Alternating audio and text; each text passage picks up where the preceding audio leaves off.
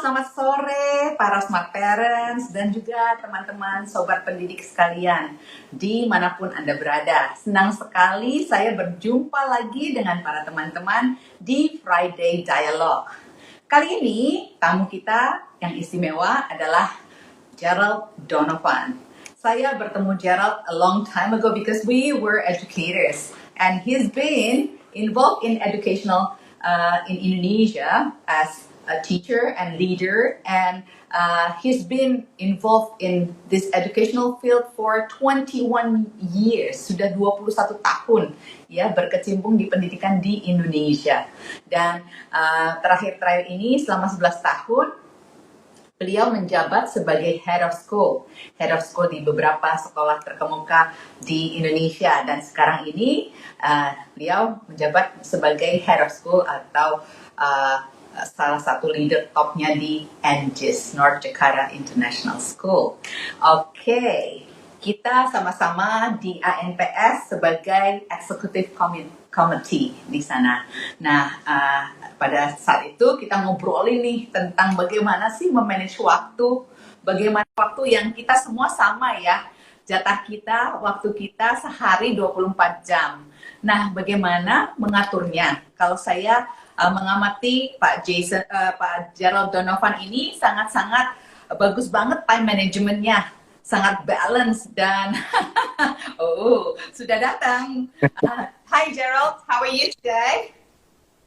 Hi Bu Justina, I'm fine. How are you doing? Great. And I think Pak Gerald is also able to speak Indonesian. Kita nanti bisa campur-campur ya. Dan kita nanti juga bisa mengakomodasi pertanyaan-pertanyaan dari teman-teman sekalian nih. Apa sih rahasianya, apa sih kuncinya menggunakan waktu yang 24 jam sama ini secara lebih efektif dan bisa menyelesaikan tugas ya. Achieve more in half the time. Bagaimana caranya? Yuk kita dengerin yuk cara-caranya dari Pak Gerald Donovan ini. Gerald, so how do you prioritize things and how do you balance your time so that you can manage it very effectively? Oh, wow. Okay. That's a big question. Itu pertanyaan yang sangat besar. Sometimes I worry actually if I talk in a forum like this, people who work with me will say, his time management is not that good. Why is he talking? Why is he talking about it? You are very good at managing the time. What I will say is, it's something I try to work on. Aku memang mencoba untuk menjadi lebih baik tentang time management. Tapi itu kenapa saya belajar banyak tentang time management itu karena dari awalnya time management saya sangat tidak bagus gitu. Makanya saya harus belajar dan harus punya sistem, karena if I try to do it without a system, I would be chaos. So I have to have a system in place. Nah, so, apa Gerald? Okay, so the system that I use, the system that I work with, itu adalah suatu sistem namanya Getting Things Done, GTD atau GTD.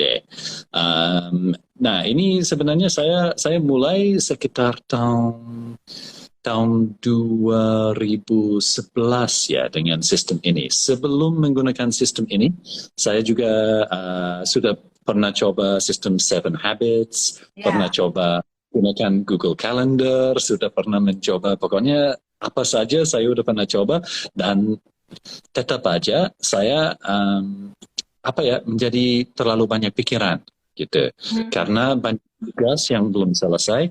Kan kita kalau mau tidur jam 10 atau jam 11 dan kita masih ada tugas yang belum selesai dan belum ada sistemnya, kita pasti susah tidur juga gitu, pasti kepikiran terus, pasti berulang-ulang pada saat kita mau tidur gitu. Itu yang agak bahaya gitu. Jadi sekitar tahun 2011 kan zaman itu yang lagi ngetop itu blog ya, ada banyak blogs. Zaman dulu kan itu semua sebelum Twitter besar atau apa gitu, kita semua suka baca blog. Saya baca banyak blog productivity, dan hampir semua dari Amerika, dari UK, terutama dari orang yang kerja di bidang programming atau bidang tech, mereka semua ngomongin yang buku ini Getting Things Done, yang ditulis oleh David Allen. Jadi dari situ, oke, saya lihat Getting Things Done ini apa sih sebenarnya? Saya beli bukunya.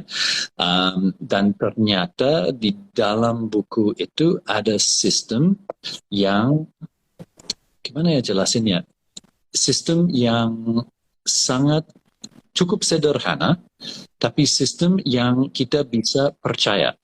Jadi teorinya si David Allen ini adalah kalau kita sudah punya sistem untuk semua tugas, untuk semua ide, untuk semua konsep, kalau sudah punya sistem, kita bisa memindahkan semua tugas-tugas yang belum selesai, kita bisa percaya kepada sistem tersebut. Dan kalau sudah semua tugas-tugasnya sudah masuk ke sistem tersebut, kita tidak perlu lagi ada pikiran di sini, gitu. Karena kita sudah punya sistem yang kita percaya, kita pikirannya bisa agak lebih bebas. Nah, kalau pikiran kita udah bebas, bisa lebih kreatif gitu. Bisa karena kita nggak terlalu mikirin tugas-tugas yang belum selesai gitu. You mentioned about moving the things ya, memindahkan. Itu apakah kayak memindahkan, kalau di Seven Habits itu kan ada kuadran ya, kuadran 1, 2, 3, 4. Apakah memindahkannya ke kuadran yang mana atau bagaimana itu? Terus Ya. Nah, kalau ini yang sederhana tentang sistem GTD ini tidak terlalu fokus kepada kuadran tersebut, gitu.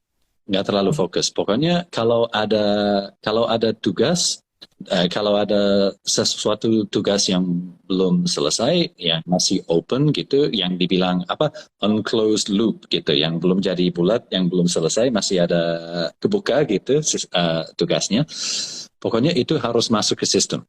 Walaupun itu nanti dianggap penting atau tidak penting, atau urgent atau tidak urgent, pokoknya semua ada di sistem. Jadi pada awalnya untuk memulai dengan Getting Things Done ini, kita harus tulis setiap tugas, setiap konsep, setiap ide yang ada di pikiran kita, kita harus tulis dan harus taruh di meja dulu. Nah, itu bisa jadi post-it, itu bisa jadi di list semua, daftarkan semua, apa saja ditulis. Ya, tapi jangan di satu daftar, itu harus satu kertas, satu tugas gitu. Per tugas harus satu kertas gitu. Jadi terpisah, jangan ada satu kertas dengan 10 tugas, nanti susah dipisah gitu. Pokoknya satu kertas, satu tugas gitu. Ditaruh di meja. Itu bisa termasuk email yang belum dibalas, itu bisa termasuk impian yang belum tercapai. Contohnya, saya mau ambil S3. Oke, pokoknya walaupun nggak realis, walaupun nggak ada waktu, ditulis aja dulu. Nggak apa-apa, tulis taruh dulu, supaya bisa hilang dari sini, bisa langsung ada, sudah masuk ke sistemnya gitu. Maksudnya dipindahkan itu, pindahkan dari pikiran kita ke sesuatu yang bisa kita lihat, yaitu didaftarkan satu kertas, satu tugas, misalnya tadi menjawab email, menyelesaikan pendidikan S3, begitu ya? Oke. Terus gimana selanjutnya? Ini ada pertanyaan menarik nih Pak Gerald, boleh juga sambil jawab pertanyaan ya. Sistem ini pakai aplikasi bagaimana? Ini kan tadi bagaimana selanjutnya? Ya. Jadi untuk masalah sistem yang digunakan, sebenarnya banyak macam gitu. Ada yang menggunakan untuk GTD ini, ada yang menggunakan kertas, notebook gitu. Ada yang menggunakan HP. Saya sendiri, saya menggunakan Evernote. App-nya Evernote. Karena itu bisa sinkron sama HP, sama laptop. Jadi saya ganti sesuatu di HP, langsung sinkron di laptop. Dan saya ganti sesuatu di laptop, langsung sinkron di HP gitu. Tapi sebenarnya sistemnya nggak terlalu penting. Yang penting, sistemnya selalu ada di kita. Jadi ini kan contohnya gini. Contohnya kita lagi jalan-jalan, mungkin lagi di mall atau apa gitu. Nah, kita kepikiran, oh ya, saya Ya, Gerald. Yes. Hello, Gerald. Yes, sorry. Ini ya, yang frozen saya. Ya. Sorry. Ya. Oke, jadi yang penting tentang sistemnya harus selalu ada di dompet atau selalu ada di pocket atau selalu ada di kita. Jadi sepertinya di zaman ini yang terbaik sih sistemnya di HP gitu, karena kan kita semua bawa HP kemana-mana gitu sekarang. Ya, jadi jadi dari situ kita sudah punya daftar semua tugas, project, email, apa saja yang belum selesai di hidup kita gitu. Nah, dari situ kita harus mulai memproses tugas-tugas itu. Nah, ada beberapa tugasnya yang sebenarnya bukan tugas, tapi sebenarnya project gitu. Nah, kalau suatu tugas itu project, kita harus bisa jadi lebih kecil gitu. Soalnya kadang-kadang project itu hal yang sangat besar. Contohnya ambil S3, itu project yang luar biasa gitu. Jadi kita harus breakdown. Iya, menjadi kecil-kecil gitu. Oke, dari project itu ambil S3, step pertamanya apa? Oke, step pertamanya mungkin harus research di internet S3 yang terbaik untuk mata pelajaran saya apa gitu. Step keduanya apa gitu. Jadi harus breakdown. Kadang-kadang kalau tugas itu terlalu besar, kita jadi nggak motivasi gitu. Mulai dari mana gitu. Itu kadang terlalu serem gitu lihat hal yang besar. Bagi juga menjadi bagian-bagian kecil ya. Kalau misalnya tadi tugas mau mengikuti pendidikan S3 itu kan panjang sekali, jadi kita harus chunk ya into small goals gitu ya. Iya, ya betul. Kayak kita mau makan semangka kan, kita nggak mungkin makan langsung satu semangka, harus dipotong kecil-kecil, makan sedikit per sedikit gitu. That's a good idea. And then what's next? Next step itu, jadi kita sudah punya sudah ada daftar tugas-tugas, sudah mulai kecil-kecil kan tugas-tugasnya. Oke. Dari situ, dari tugas yang kecil itu, kita harus ada beberapa pertanyaan. Pertanyaan pertama adalah can you do it? Gitu. Apakah can you do it? Is this something we're going to do? Kan bisa jadi dari situ aku lihat yang contohnya ada yang I don't know, go bungee jumping in Bali gitu. Oke. Mungkin pada saat ini saya belum siap melaksanakan itu. Nggak apa-apa. Berarti itu saya bisa pindahin dari daftar to-do list saya bisa pindahin, bisa simpan untuk one day gitu. Jadi saya punya daftar khusus hal-hal yang saya akan laksanakan one day. Jadi kalau itu sudah tidak harus pegang di pikiran saya lagi, itu pokoknya sudah ada di daftar saya. One day kalau misalnya saya ada waktu, baru saya bisa laksanakan itu. Nah, ada juga pertanyaan, kalau misalnya itu sesuatu yang saya tidak akan pernah lakukan, itu sangat-sangat gampang. Kalau saya tidak akan pernah lakukan, saya ambil kertasnya, saya buat gitu. Dan tidak perlu dipikirkan lagi gitu. Pokoknya kalau buat apa kita mikirin sesuatu terus-terusan kalau misalnya kita tidak akan laksanakan, dibuang aja pada saat itu. Itu juga lega rasanya kalau udah dibuang. So it's like sorting which one you do, which one that you can do it one day later, and then which one that actually bugging your minds but nggak bisa dilakukan. Jadi mendingan dibuang aja untuk mengosongkan pikirannya agar pikiran kita juga bisa lebih fresh ya. Oke. Then what's the next one? I'm so curious on Jadi step selanjutnya, kita kan sekarang kita punya daftar tugas-tugas yang akan kita laksanakan. Udah kecil-kecil dan pokoknya akan dilaksanakan. Berarti harus ada aksinya. Kalau misalnya tugas itu akan makan waktu kurang dari 2 menit. Jadi kalau misalnya tugasnya kecil seperti jawab email yang pendek atau ganti sesuatu di kalender atau apa gitu, dilaksanakan saja pada saat itu. Just do it. Kalau itu kurang 2 menit atau kurang, langsung dilaksanakan pada saat itu juga. Udah, beres, gone, gitu, it's done. Gitu. Nah, tapi pastinya banyak dari tugas kita itu lebih dari 2 menit. Oke, jadi step selanjutnya, tugas-tugas itu harus diproses, harus masuk ke sistem. Dan sistemnya, yang saya menggunakan Evernote sih, sistemnya bukan satu to-do list. Tapi to-do listnya lebih dari satu. Nah, itu mungkin sounds confusing kan? Wah, to-do list satu aja udah pusing gitu. Apalagi kalau banyak gitu. Tapi yang enak tentang to-do list ini, setiap to-do list ada konteksnya. Jadi contohnya gini, saya to-do listnya ada satu untuk apa yang harus dilaksanakan at my desk. Okay. Jadi aku ada to-do list, what do I do when I'm at my desk? Pada saat saya di meja saya harus lakukan apa. Tapi ada satu list lagi namanya at home. Oh, jadi ya. Ini untuk konteks, what do I have to do when I'm at home? Okay. Ada satu lagi, at the mall. Yeah. Okay. Jadi ini apa yang saya harus beli atau laksanakan next time aku ke mall. Ada satu lagi, leadership meeting.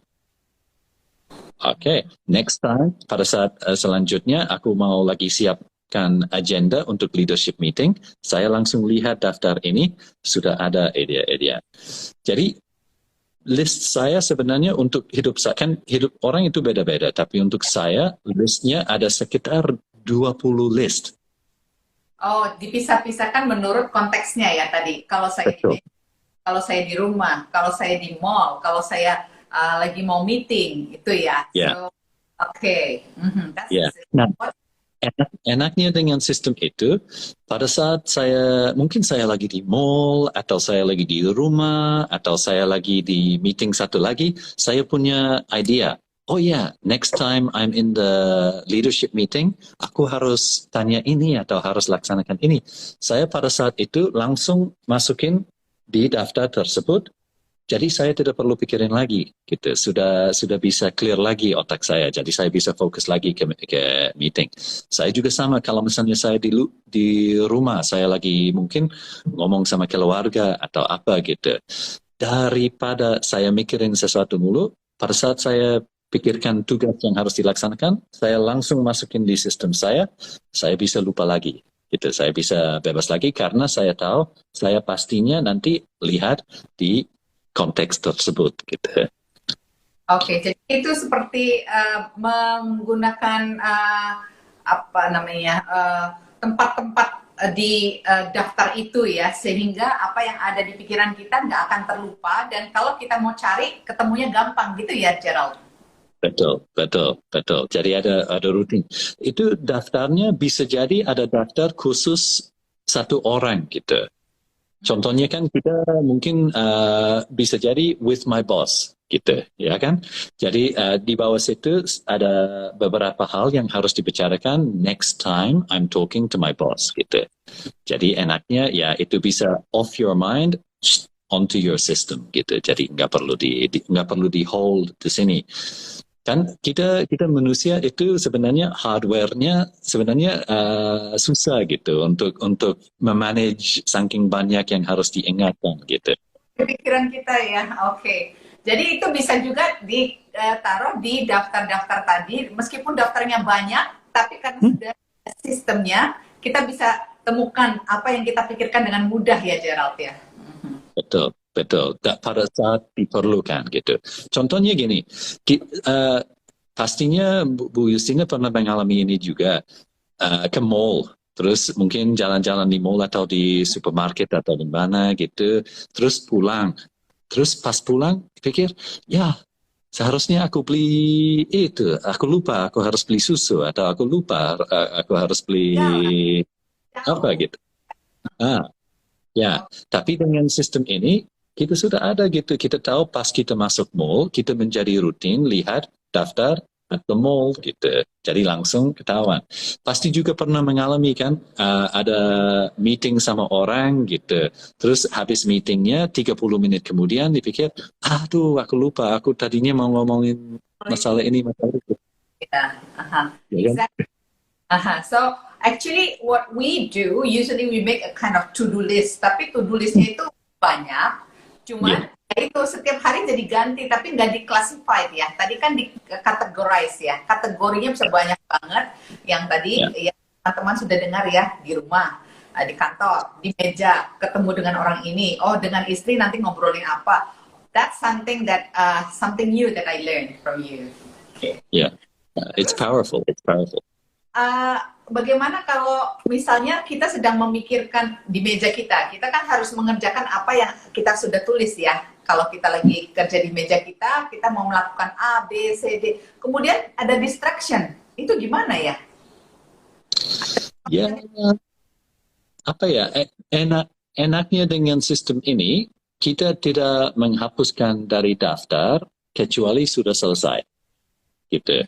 Jadi pokoknya walaupun interrupted sama orang, ada orang tanya ini, tanya itu, kita tetap bisa balik lagi karena masih ada di sistemnya gitu. Kita hanya menghapus dari daftar tersebut kalau sudah selesai tugasnya. Oke, kalau sudah selesai baru boleh dihapus. Kalau belum, Ya, selama masih ada di situ. Jadi setiap kali kita lihat kategori yang tadi itu ya, konteksnya di mana, kita pasti ingat, oh, aduh ini belum dilakukan gitu ya.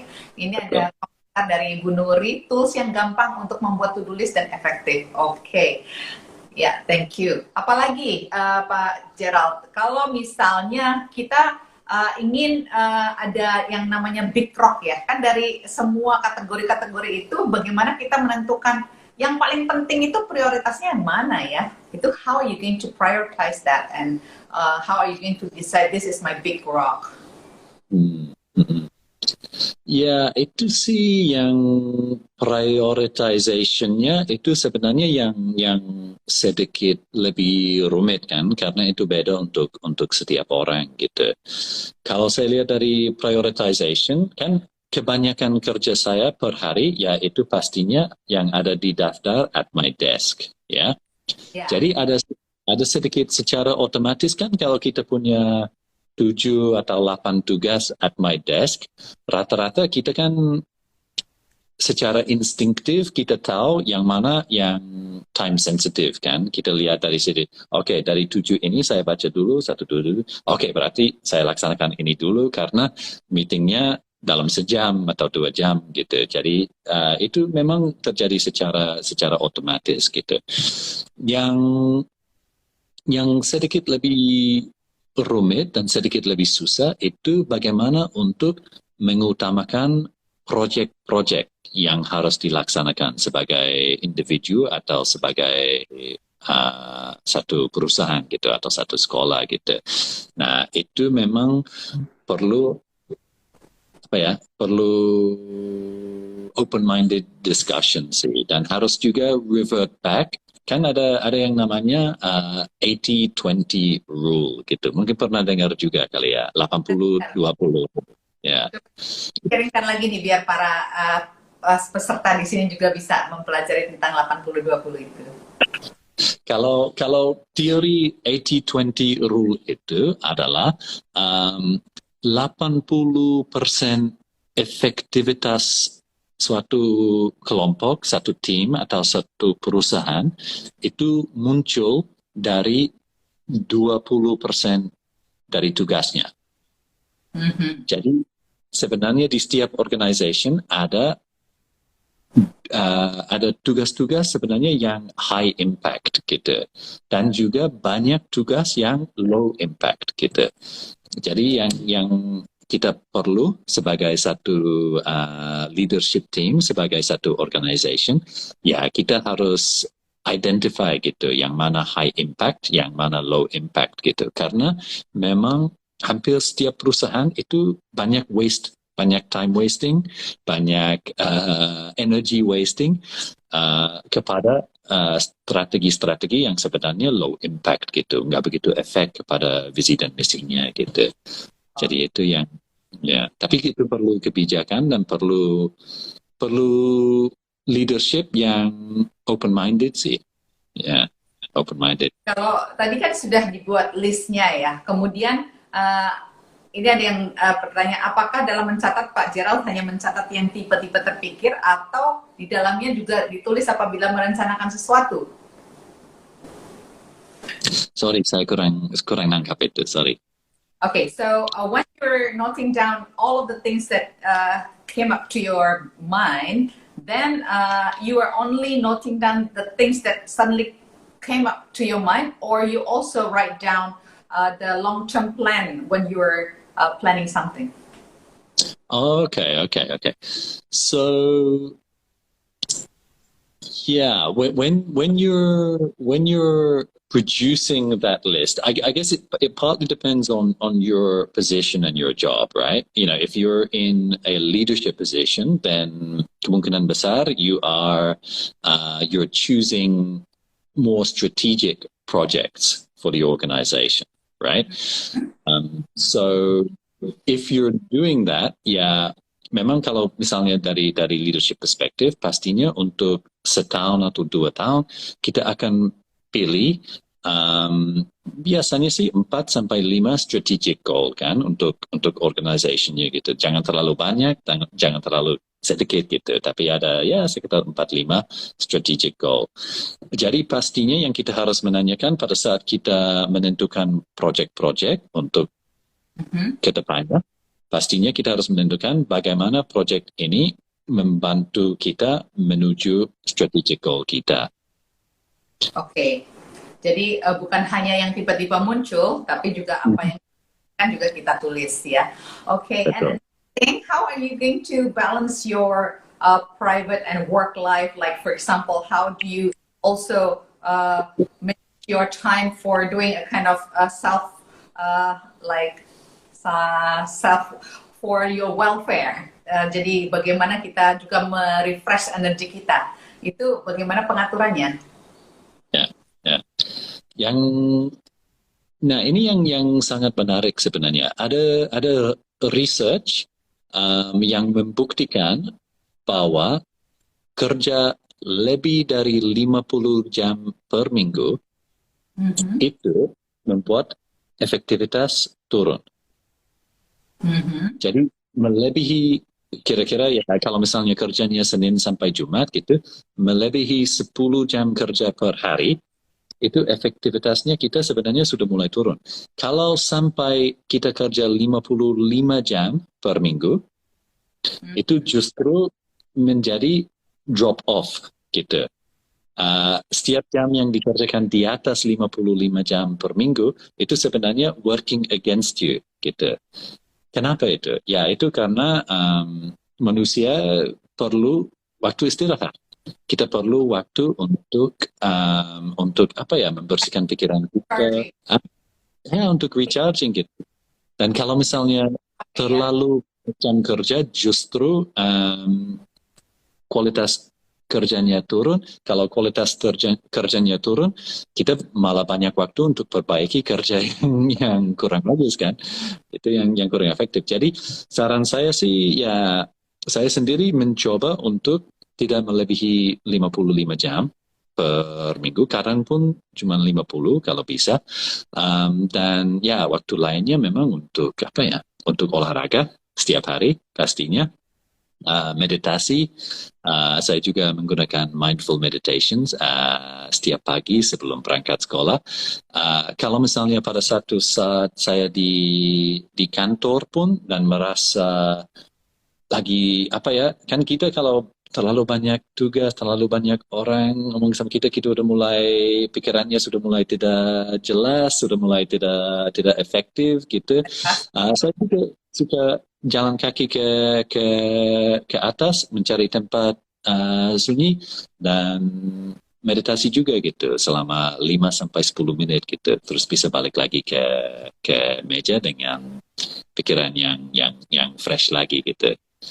Oke, jadi kita pun juga waktu kalau misalnya kita banyak sekali tugas dan banyak sekali pekerjaan. Tadi Pak Gerald bilang, oke, kita harus juga berhenti sejenak, bisa meditasi Kita perlu waktu sekitar 10 menit untuk mengembalikan energinya menjadi lebih baik. Ini ada beberapa pertanyaan. There are some questions, Gerald. So, the question is about bagaimana cara efektif mengontrol anggota tim agar tetap bisa melaksanakan tugasnya dengan baik dalam masa WFH ini. So, do I need to translate it into English? No, saya ngerti ya. Ya. Memang ini memang zaman yang susah ya untuk kan kita walaupun lagi di kantor aja udah kadang susah gitu untuk mengontrol anggota tim, apalagi kalau kalau di rumah masing-masing gitu, pastinya susah. Menurut saya, dan kita kan di sini juga menggunakan satu sistem sebenarnya baru tahun ini kita mulai menggunakan sistem ini, sistem namanya Scrum gitu. Mungkin pernah dengar itu sistem yang awalnya dibikin untuk tim-tim programmers. Kan kalau programmer suka ada di mana-mana juga gitu, bukannya belum pasti programmer Google tetap di Mountain View, bisa jadi ada di mana-mana gitu, dan aksesnya virtual atau online gitu. Jadi ini sistem Scrum bukan app atau software, ini sebenarnya hanya cara gitu, system for organizing ourselves gitu. Jadi dengan caranya bagaimana? Sebenarnya ada bukunya sih, agak panjang gitu. Tapi untuk sederhananya, kita di tim. Halo, Gerald. Oke, sebentar, kita tunggu Gerald kembali lagi. Oke, ini, sorry, tadi nge-lag ya. Oke, kita lanjut kembali. Halo, oke. Halo ya. Yes, Gerald. Okay. Sorry, we lost the connection just now. Yes. Ya, kita pakai meeting setiap hari, tapi bukan meeting panjang lebar gitu. Ini meetingnya hanya 10-15 menit, dan kita breakdown timnya juga jangan terlalu besar. Kalau bisa maksimal per tim 6-7 orang gitu. Jadi kalau tim 15 orang terus meetingnya bisa panjang lebar, belum pasti ada keputusan yang efektif gitu. Jadi timnya lebih kecil, meetingnya lebih pendek tapi rutin setiap hari.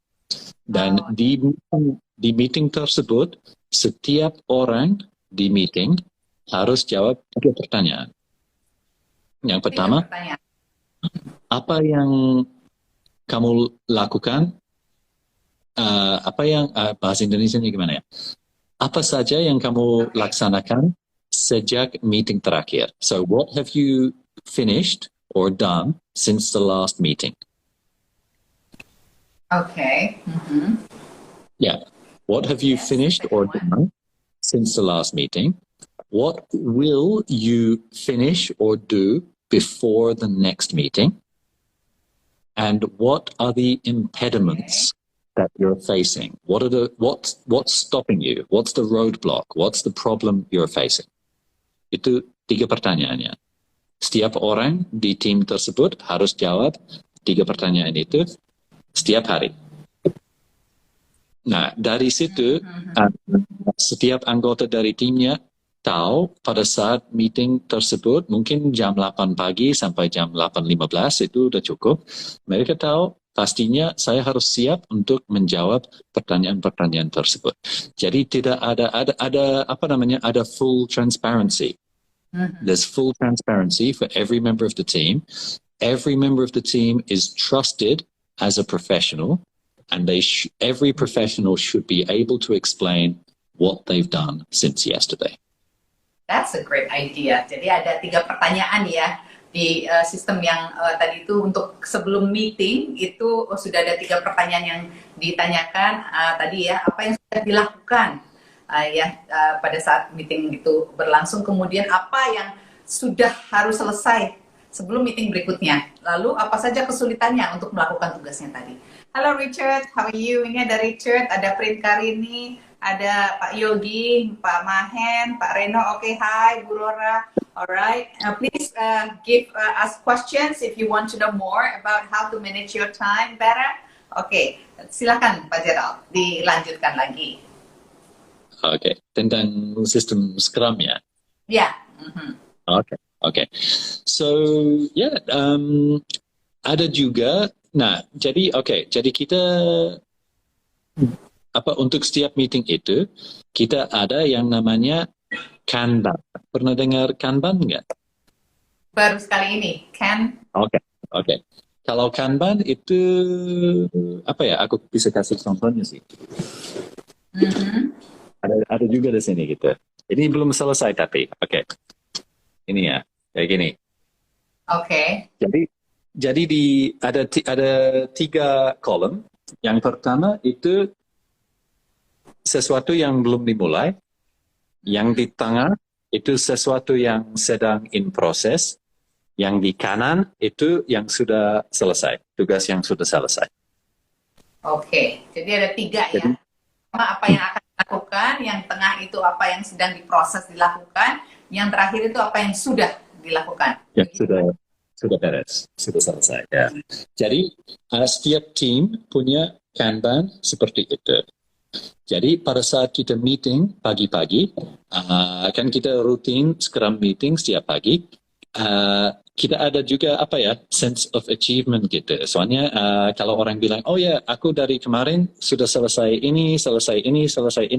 Oke, kita pindahin dari in progress to finished, atau kita pindahin dari belum mulai sampai sudah mulai gitu. Jadi ada motivasinya juga gitu, karena pagi-pagi kita udah sendiri ya, bisa memindahkan dari yang pinggir kiri itu ke kanan itu sampai sudah selesai itu ada kepuasan tersendiri ya, Gerald. Ya, itu cukup efektif kalau saya bilang. Oke. Terus apalagi nih yang dari teknik Scrum tadi? Ada juga itu kata-katanya yang cocok ya, itu ruthless self-examination gitu. Jadi kita setiap kali sudah selesai satu project atau sudah semua post-itnya sudah dipindahin ke finish gitu, sudah pindahin ke selesai, kita harus refleksi, harus reflect tentang apa yang sudah diproses, apa yang berjalan dengan baik, apa yang berjalan dengan kurang baik, dan apa yang kita belajar dari proses ini, gitu. Jadi dari setiap bulan atau setiap proses atau setiap project, kita akan belajar banyak tentang bagaimana kita berfungsi sebagai tim. Banget ya. Sehingga ya apa kesulitannya tadi, apa proyeknya, kemudian direfleksikan juga apa yang sudah bagus, apa yang perlu diperbaiki. Oke, next. Dan itu dilaksanakan setelah setiap proyek, dan itu harus dilaksanakan tanpa ego, gitu, dan juga tanpa rasa takut, gitu. Kalau misalnya si bos bikin kesalahan, timnya harus merasa aman untuk bilang gitu, harus transparan gitu. Jadi kalau misalnya saya yang menjadi halangan di proyek tersebut, timnya harus berani ngomong dan harus berani bilang kepada saya gitu. Kadang halangannya saya, dan kita harus belajar dari itu. Nggak enak ngomongnya ya, Gerald. Nah, itu dia. Tapi itu suatu budaya sekolah atau budaya perusahaan yang bisa dibangun gitu. Apalagi kalau kan saya tahu juga Bu Justina itu sangat reflektif gitu. Jadi pastinya kalau saya berani ngomong sama orang, kayaknya aku salah ya waktu itu pas aku bikin sistem ini atau kayaknya kurang efektif ya. Lama-lama mereka juga berani gitu, nggak ngomong kayaknya kamu salah waktu itu. Nggak apa-apa deh, kita belajar dari hal itu supaya proyek selanjutnya tidak laksanakan seperti itu. Jadi mereka pun bisa diberikan kesempatan untuk bersuara ya, mengemukakan pendapat, sehingga Ya, nanti kalaupun kita yang melakukan kesalahan pun mereka berani untuk memberikan input untuk kebaikan, sehingga apa kesalahan yang kita lakukan bisa menjadi salah satu pengalaman atau pembelajaran untuk berubah menjadi lebih baik. Begitu. betul. Betul. Karena ini ini juga terbukti dengan research gitu. Untuk membuat satu orang menjadi lebih efektif, menjadi lebih pintar, menjadi lebih motivasi, itu walaupun kita kerja sekeras mungkin sama orang itu, mungkin kita bisa angkat performance satu orang 10% atau 15%. Paling banyak performance-nya bisa naik 20%. Tapi untuk perbaiki performance tim, itu kita bisa 200% atau 300% atau 1000% pun bisa gitu dengan sistem yang terbaik. Jadi sebenarnya yang jadi masalah di dalam suatu perusahaan itu sebenarnya bukan rata-rata bukan orangnya sendiri-sendiri, tapi sistemnya. Dan kalau kita selalu setiap kali selesai 1 bulan atau project 2 minggu atau 3 minggu, kalau setiap kali kita punya kebiasaan reflection, open, ruthless, honest reflection, tim itu yang bisa kinerjanya yang bisa diangkat, bukan orangnya masing-masing, tapi timnya. Jadi kalau tadi bisa secara terbuka untuk mengemukakan, merefleksikan apa sih yang kurang, apa sih yang perlu diperbaiki, meskipun itu dengan istilahnya atasan atau dengan teman sejawat, itu kita bisa memperbaiki sistem dengan lebih baik lagi ya, karena tadi kita saling menghormati dan saling mendengarkan. Oke. Betul, betul. Ya, ya. Soalnya ini sebenarnya kelemahan di suatu perusahaan itu sebenarnya bukan karena personalitinya atau apa bagusnya orang ini atau orang itu. Sebenarnya rata-rata karena kelemahan sistem sebenarnya yang biasanya jadi masalah di satu perusahaan. Sistem sih. Jadi tadi memperkenalkan sistem-sistem yang baru untuk tadi mulai memberikan ruang untuk menuliskan ide-ide itu juga penting banget, juga teknik-teknik tadi ya, Scrum itu ya, keren banget. Kemudian kalau kita nih ya ada pekerjaan yang kita sangkin kita perfeksionisnya, kadang kan ada ya di tim kita yang perfeksionis, lalu nggak selesai-selesai karena perfeksionis ingin mendapatkan hasil yang terbaik. Apa ya yang sebaiknya kita lakukan?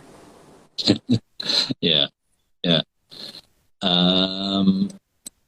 Sebenarnya apa ya dengan sistem Scrum ini juga ada satu benchmark gitu. Jadi kalau misal contohnya gini, oke, kita punya Scrum untuk membuat satu aplikasi baru gitu, satu app baru untuk HP ya, oke. Nah, konsepnya si Scrum ini dalam waktu 2-3 minggu kita sudah harus menyerahkan prototipenya. Jadi kita tidak menunggu perfect, kita dalam 2-3 minggu kita pokoknya prototipenya sudah diserahkan kepada kliennya. Gitu, kepada contohnya kalau kliennya bisa jadi kliennya bos atau bisa jadi orang tua murid atau bisa jadi siapa gitu, pokoknya harus diserahkan dulu, terus dicoba, dites apa yang bagus tentang app ini, apa yang kurang bagus tentang app ini, ada feedbacknya pada saat itu. Jadi tujuannya sih secepat mungkin untuk menyerahkan versi betanya, versi beta gitu, the beta version secepatnya diserahkan supaya bisa dapat banyak feedback gitu. Soalnya kadang-kadang perfectionist itu apa yang mungkin dia di pikiran dia mau bikin perfect, padahal yang dia sudah bikin itu udah cukup sebenarnya untuk kamu atau untuk orang tua murid atau siapa gitu. Jadi lebih baik diserahkan dulu, dapat feedback, kalau perlu diperbaiki, oke, masih ada waktu untuk diperbaiki, tapi diserahkan dulu gitu, diberikan versi betanya. Makanya kan Google, versi cara kerjanya Google kayak gitu kan. Mereka bikin beta version, sudah di-release ke beberapa orang, orangnya coba-coba-coba, kasih feedback, diperbaiki lagi, baru menjadi the final version gitu. Jadi kalau kita para perfeksionis nih ya, dengar ini nasihatnya Gerald. Jadi kita perlu juga menunjukkan pada klien, pokoknya jadi dulu, lalu kita minta feedback dari para klien kita. Setelah itu kita baru perbaiki. Nah, sehingga kita bisa mengurangi lamanya waktu karena kita perfeksionis itu. Nah, there's another question here, Gerald. So there's a case when somebody needs to do something. Ya, jadi ada tugas yang diberikan oleh leadernya ke tim ini. Kemudian ada lagi tugas dari leader lain karena tugasnya itu membantu para leaders ya. Kemudian semua tugas ini deadline-nya hampir sama. Itu bagaimana cara sortingnya ya? Bagaimana cara dia untuk lebih efektif lagi? Seakan-akan semua tugas itu banyak dan harus selesai semua. Itu how is the way on making it more effective so that the person can achieve twice the work in half the time. Yeah. Sebenarnya yang bisa achieve twice the work in half the time, okay, itu sebagian the person, tapi juga the team gitu. Soalnya kadang ada yang namanya the curse of competence. Mungkin pernah dengar the curse of competence. Itu kayak orang yang kompeten itu kayak terkutuk gitu, karena orang yang kompeten kan kalau orang itu kompeten pastinya diberikan tugas lagi kan. Pastinya tidak, karena dia kerjanya bagus, pastinya diberikan tugas lagi sama bos ini sama bos itu karena dia hasilnya bagus gitu. Pastinya dalam organisasi tersebut ada juga orang yang tugasnya lagi tidak banyak gitu. Jadi biasanya yang terjadi itu orang yang kompeten yang justru diberikan terlalu banyak tugas. Orang yang lain kadang ada juga yang bisa hide in the corner yang tidak dapat terlalu banyak tugas gitu. Jadi itu saya sih balik lagi kepada masalah tim dan masalah Scrum itu.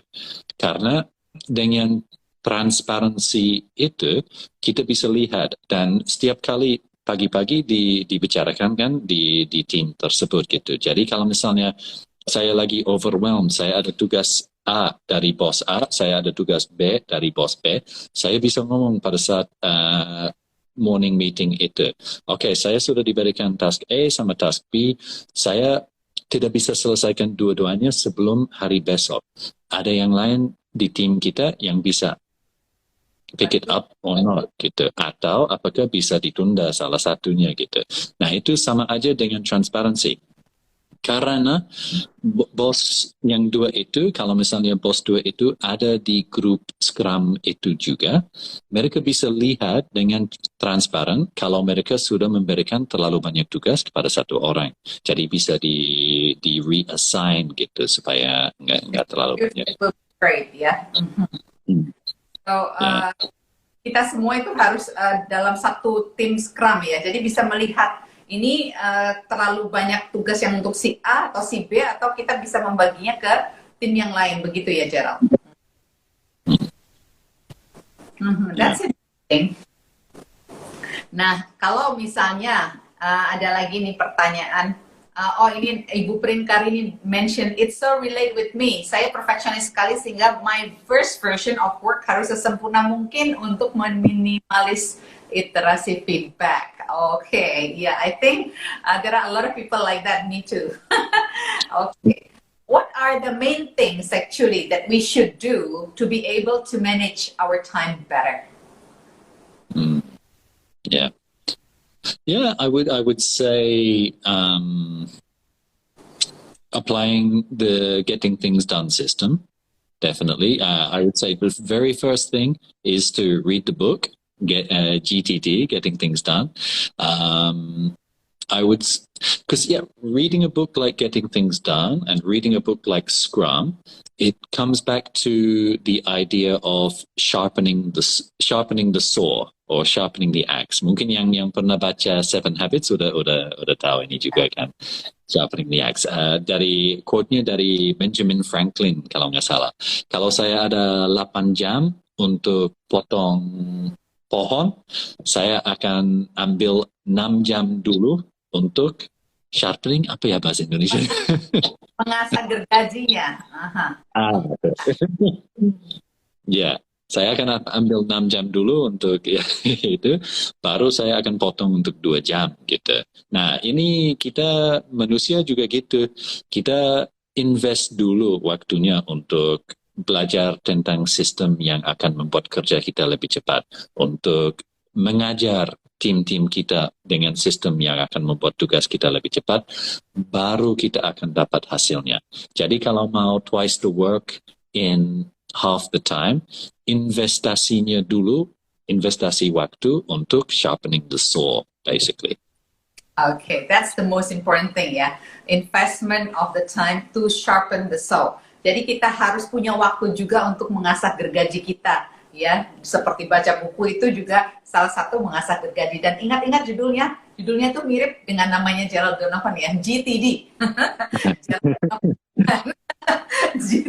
GTD, Get Things Done. Bagaimana kita membuat semua tugas kita bisa terlaksana. Kemudian yang kedua adalah sistem Scrum tadi. Itu penting banget kita pelajari. Ya, ternyata banyak sekali ilmu-ilmu baru yang didapat dari Gerald.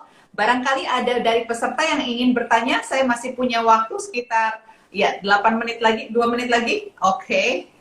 Ada yang mau bertanya? Silakan. Nah, ini kalau yang ada di saya nih list pertanyaannya, kalau misalnya ada hal yang belum selesai dikerjakan, bagaimana cara mengejarnya ya? How to catch up the things that we haven't done? Ya,